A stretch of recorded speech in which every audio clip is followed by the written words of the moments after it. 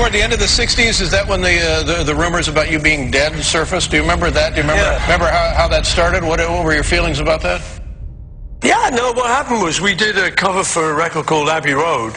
The idea was to walk across the crossing, and I showed up that day with sandals, flip-flops, and so it was so hot, and I kicked them off and walked across barefooted. So this started some rumor that because he was barefooted, he's dead. But it was a little bit strange because people did start looking at me like, is it him? Or a very good double? Well, that was the idea. That was the other part of it, that there was a guy who looked like you taking your place. No, well, this is him.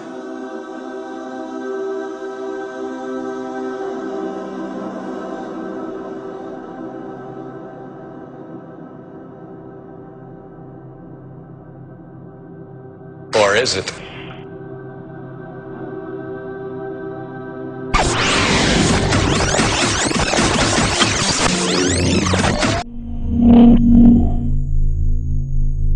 Hello, Tom. What's going down? I was going to rant with you about McCartney being dead. What is this all about?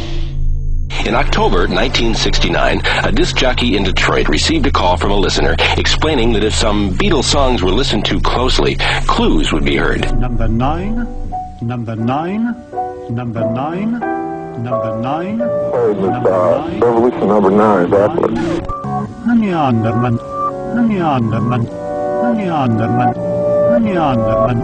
Even though there were past attempts to spread the rumor, this time it really took off. WABC chime time. The fact that there's something very strange about the Beatle Paul. The fact that the Beatle Paul may be dead. McCartney was killed 3 years ago in an auto accident and a double put in his place. And a rumor had circulated through London that Beatle Paul McCartney had been killed in a car crash on the M1 motorway. There arose a rumor that Paul was really not Paul, but an imposter. The theory on Paul's death says he was out alone in his Aston Martin. He crashed and was decapitated. A Paul McCartney look-alike has been impersonating him ever since. The fans say they can prove it in the songs, in the jackets to the record albums, and in other places. Clues by the dozen are lurking. 3 of the Beatles wear a red rose, while McCartney wears a black rose. Paul is the only one standing with his back to the camera. Inside the cover, McCartney's look-alike is wearing an armband with the letters OPD, which in England means officially pronounced dead. The McCartney situation is real. They replaced him with somebody special and did some plastic surgery. Calipers on the bridge of the nose will show that there were not 1 but 2.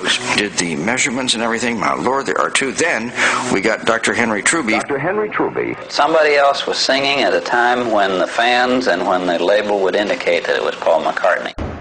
Are you really telling us that the original Paul McCartney was not the later Paul McCartney, that there really was a double? It really is. It's more like it. Come on! It's the best Paul McCartney we've had. Refined, cleaned, groomed, and had more talent than the first one.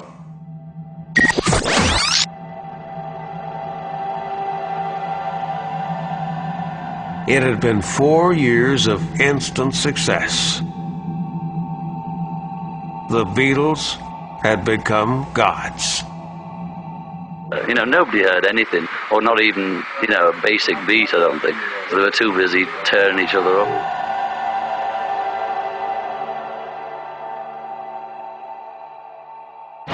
I have prepared a statement which I will read, which has had John Lennon's absolute approval this afternoon with myself by telephone. And this is as follows.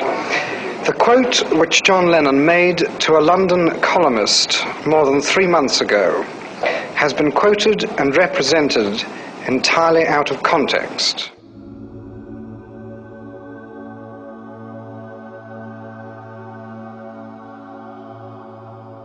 When John said the Beatles meant more to kids than Jesus, a Beatles boycott in the southern states began as the Beatles toured the U.S. for the last time in August 1966.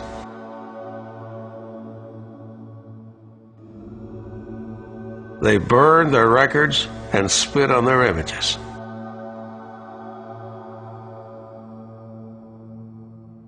But before they burned the records, they had to buy them. We meant more to kids than Jesus did. I was just saying it as a fact.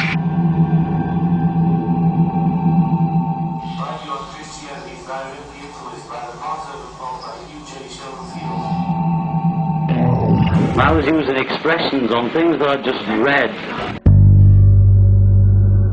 The Passover plot speculates that the Bible is a hoax and that Jesus didn't die on the cross. Jesus survived, and in order to create a new religion with himself as the Messiah, he made people believe that he'd risen from the dead. He said to me once that the children of 2000 will be listening to the Beatles. By 2012, the masses will be where we are today, and Paul should be Jesus by then.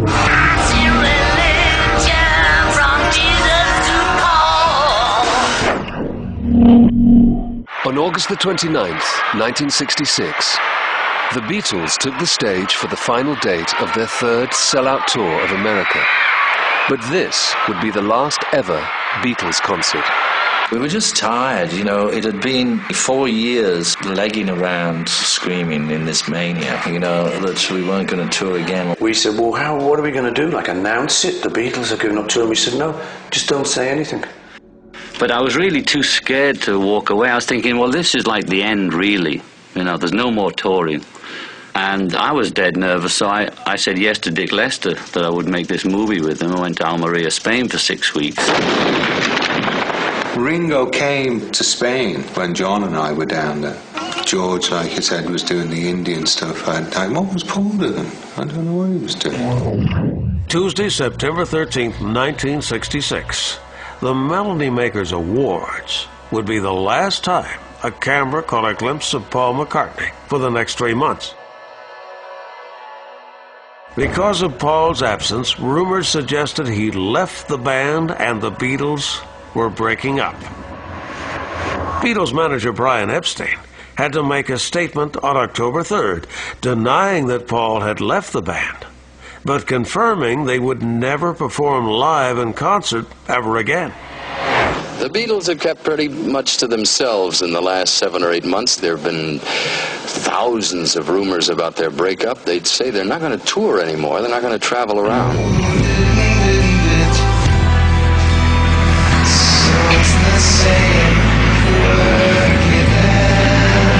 Hey, can I have a word?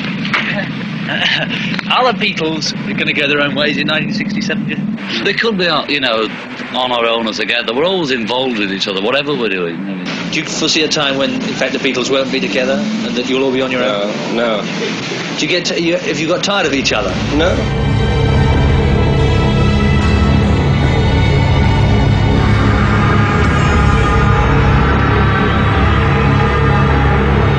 When we got into the Sgt. Pepper sessions, I mean, they were obviously different people to what it was just weird and a lot of sadness around, and it wasn't sort of spoken of a lot, and I think a lot of stuff was getting bottled up, and it was Paul that sort of, you know, pushed them all the time, you know.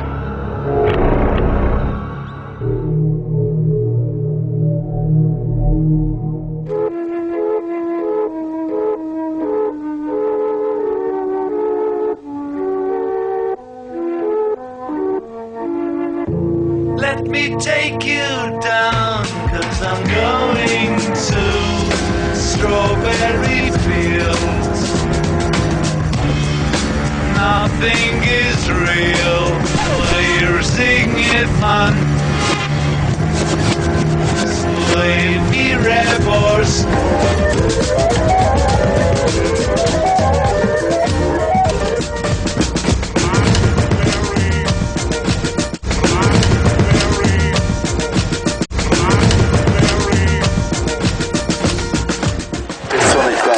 Sounded like I'd buried Paul.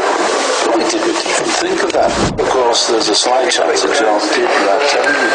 End of Strawberry Fields, I'm saying cranberry sauce, not I buried Paul. And the rumour was started obviously by some madman. We set out strawberry fields forever. We were convinced a few lads had discovered the prophet's message, but nothing else.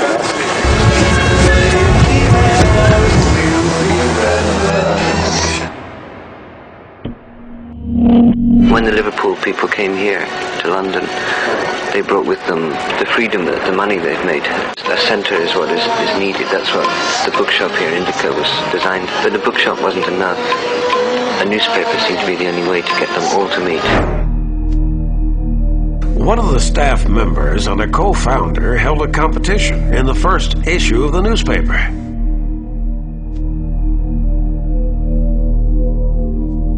His name was Jan Iarkomo, apparently a Polish filmmaker.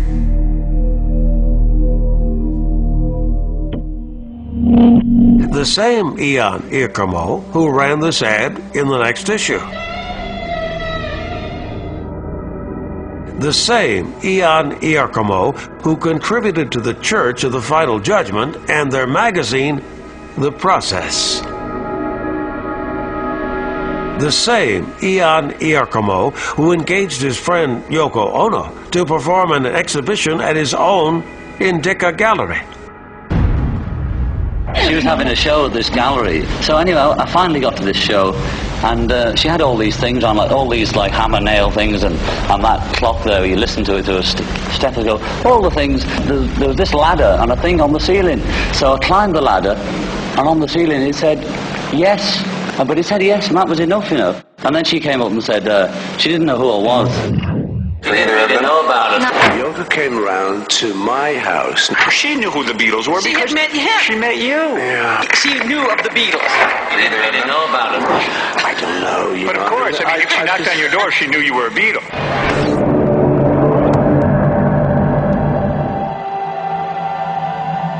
The same Jan Iarkomo that wrote Paperback Writer.